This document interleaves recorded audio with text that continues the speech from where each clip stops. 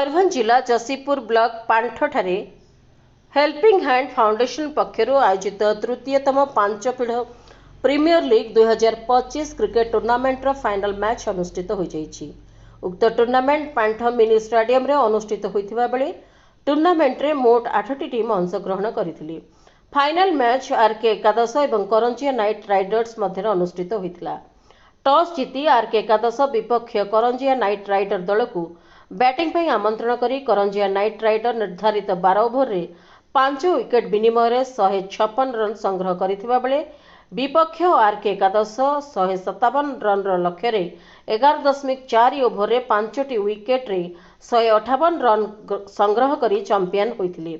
Final match रे मुख्य अतिथि रूपे राज्य जंगल और परिवेश एवं जलवायु परिवर्तन श्रम राज्य कर्मचारी बीमा मंत्री इंजीनियर गणेश राम सिंह खुंटिया, सरसकणा विधायक श्रीजुक्त भादव हांसदा, बांकिरीपोषी विधायिका संजली मुर्मू, जिला बीजेपी सभापति श्रीजुक्त कृपासिंधु महंत, समाजसेवी सुगदा मुर्मू, ओडिया टेलीविजन अभिनेत्री सुचरिता स्वाई, पांठ सरपंच मिनती नायक, जिला बीजेपी उपसभापति श्री विपिन बिहारी महंत, समाजसेवी कामिनीकांत महंत, समाजसेवी आशीष महंत, जुरीलाल महंत, कालीचरण महंत समेत अनेक अतिथि जोगदे पुरस्कार वितरण करथिले।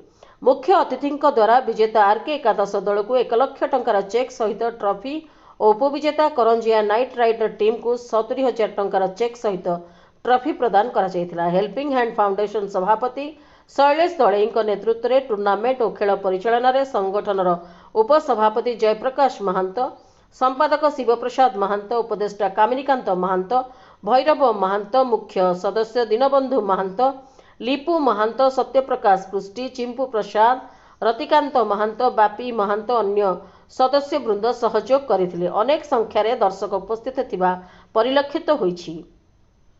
मयूरभंज जिला करंजियारू दिनेश कुमार दास का रिपोर्ट, प्राइम टीवी ओडिया।